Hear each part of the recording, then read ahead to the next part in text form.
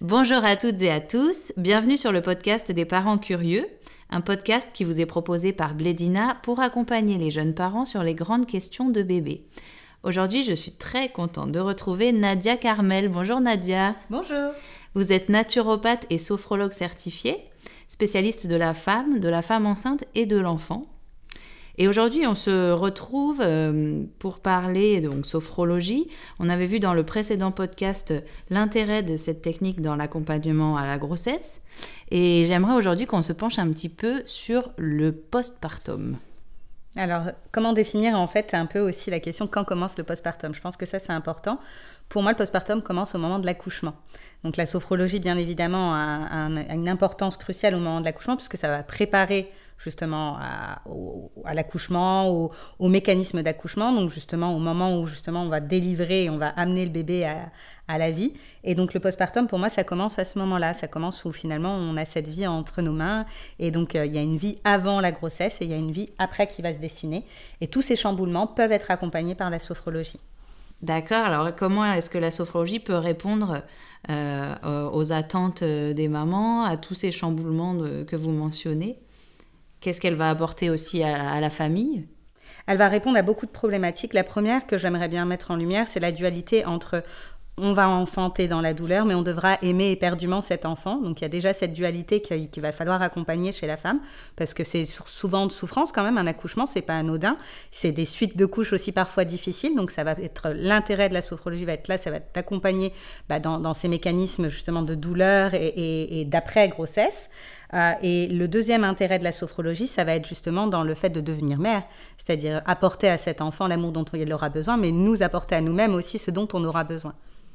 Oui, c'est vrai que rien que déjà le fait d'accoucher est source souvent d'anticipation, d'angoisse, etc. chez la maman. Et effectivement, la rencontre avec le bébé, le comment faire quand on rentre chez soi.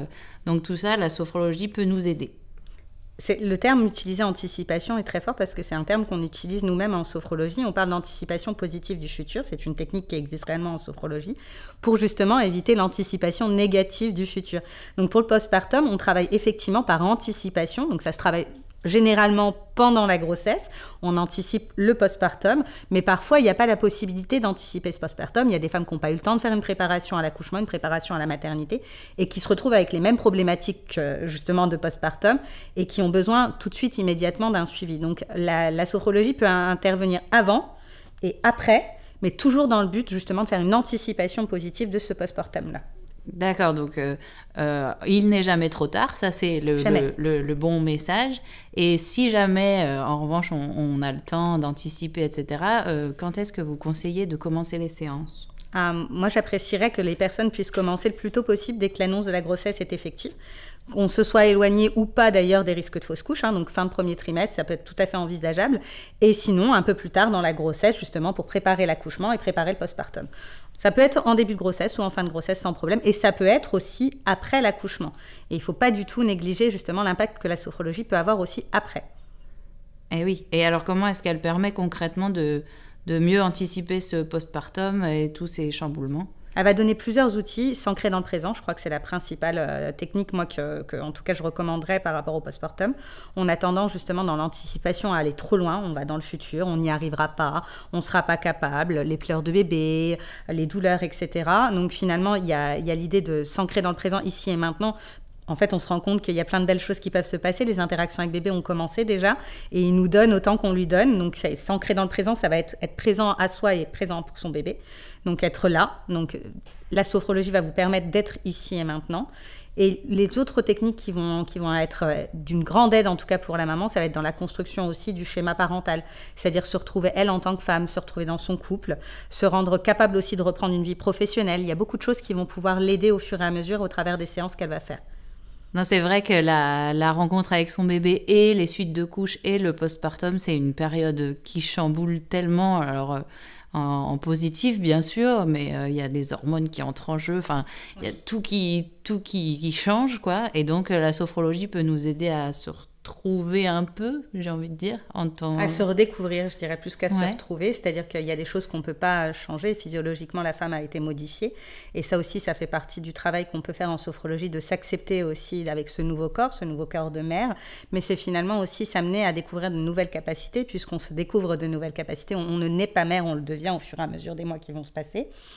Et c'est important justement de pouvoir optimiser ces capacités, de se rendre compte qu'elles existent et qu'on peut encore justement les dynamiser, les rendre encore plus puissantes avec son bébé en créant du lien, en étant plus présent et en se donnant aussi la possibilité d'être autre aussi qu'une maman.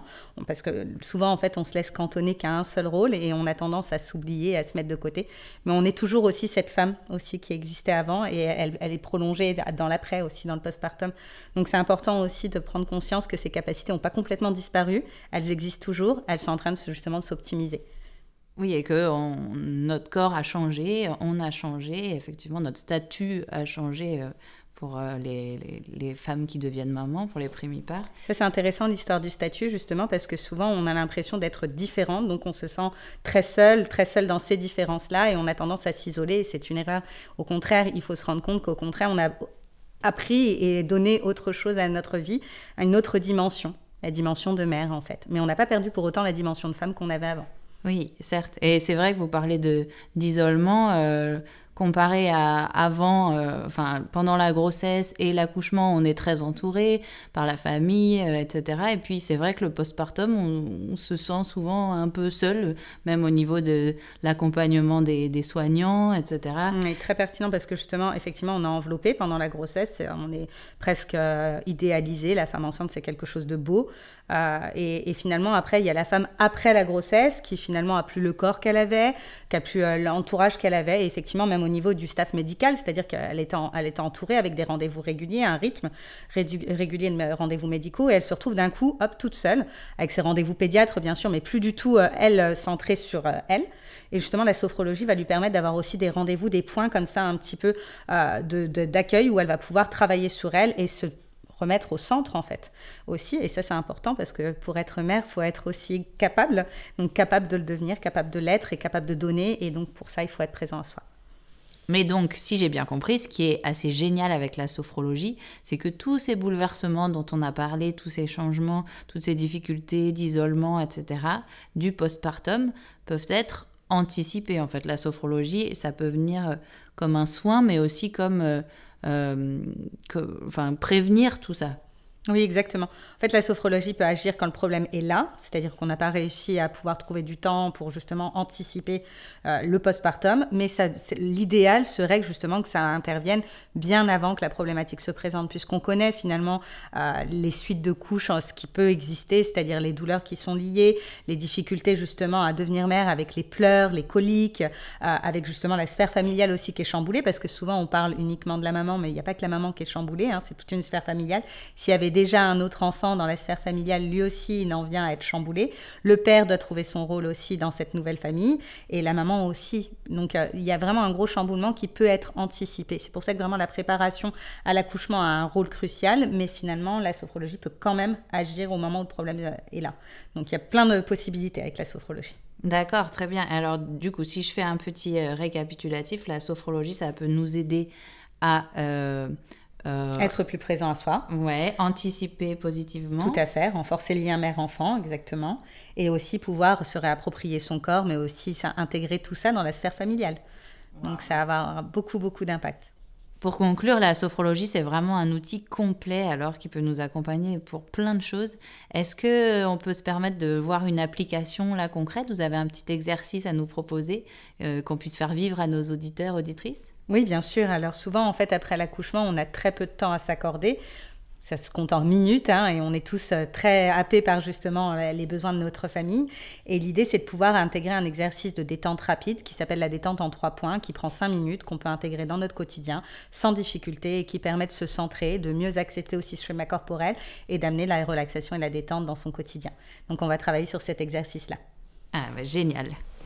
Donc, comme vu, je vais vous proposer un exercice de détente en 3 points. Alors, l'idéal, c'est de le faire individuellement, mais par contre, c'est tout à fait ouvert aux papas et même aux enfants.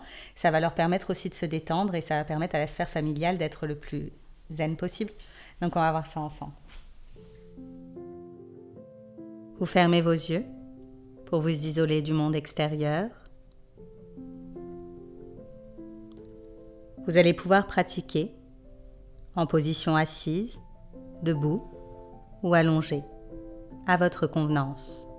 Le plus important, c'est que votre position vous soit confortable. Inspirez de l'air par vos narines profondément, tout en gonflant votre ventre, vos poumons et vos épaules. Puis expirez lentement, relâchez votre menton, votre maxillaire inférieur, votre visage, l'arrière de votre tête et votre cou. Prenez conscience de la détente qui s'est installée sur la zone tête, visage, cou.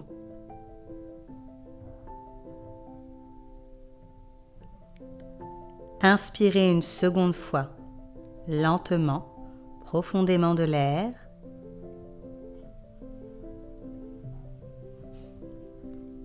Puis expirez lentement. Laissez aller vos épaules, vos bras, votre thorax et votre dos.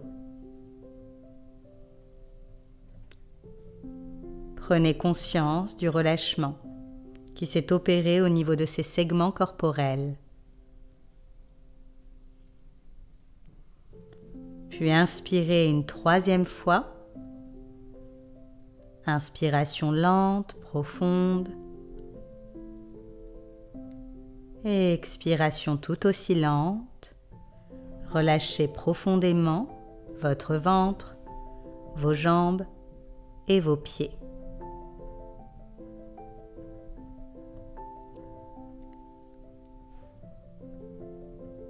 Prenez quelques secondes pour ressentir ce relâchement.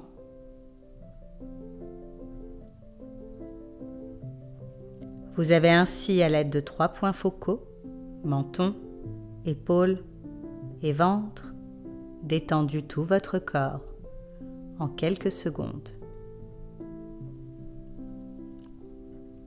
Vous pouvez maintenant, afin de mettre votre esprit au repos, vous concentrer sur votre respiration uniquement. Sentir les va-et-vient de votre abdomen. Il monte et il descend. Il monte et il descend. Laissez-vous bercer par ce mouvement doux et agréable. Tout devient plus harmonieux. Pour terminer cet exercice, je vous invite à visualiser un soleil au niveau du plexus solaire. Laissez sa chaleur, agréable et apaisante, rayonner sur tout votre corps.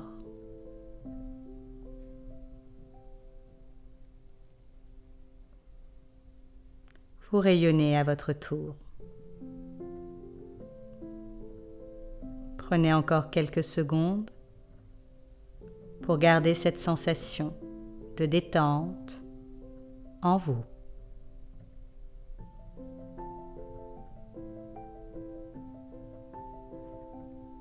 Puis expirez profondément, bougez légèrement vos pieds, vos mains et ouvrez vos yeux. Vous pouvez revenir.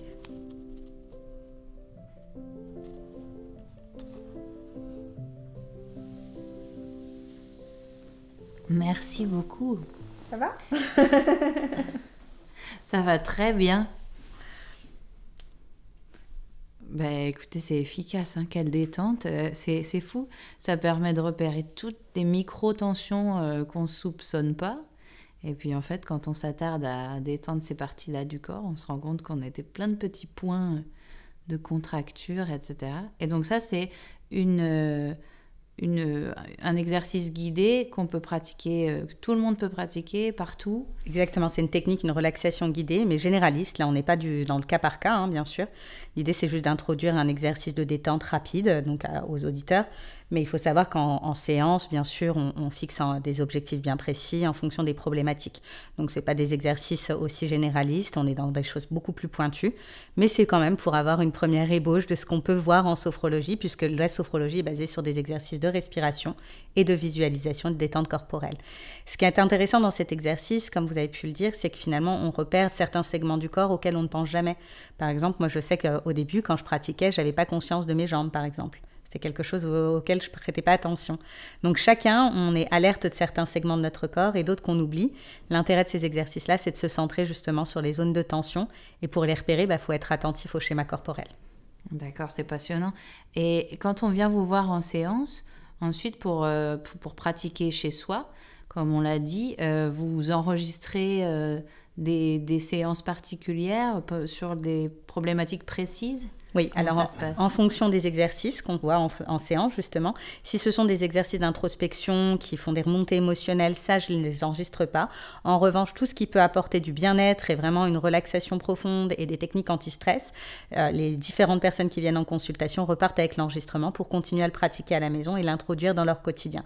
Donc, par exemple, dans des techniques d'endormissement, d'aide à l'endormissement, dans des techniques de dynamisation, ça, ils vont pouvoir le repratiquer à la maison avec des enregistrements qui auront été faits au préalable, justement pendant la séance. Oui, et du coup, donc, c'est vraiment un accompagnement sur personnalisé, mesure. Exactement. D'accord, très bien. Eh bien, merci encore, Nadia Carmel, d'avoir partagé cet exercice avec nous et puis toutes ces informations sur la sophrologie. Nous espérons, chers parents curieux, que vous êtes relaxés, détendus et puis mieux informés sur ce que peut apporter la sophrologie. Dans l'accompagnement, donc aujourd'hui, on voyait du postpartum, mais aussi dans notre quotidien, dans notre parcours de maman, dans notre parcours de papa, dans notre parcours familial. C'est vraiment complet. J'espère avoir le plaisir de vous retrouver bientôt. Avec plaisir. Merci encore. C'était le podcast des parents curieux, un podcast qui vous est proposé par Blédina.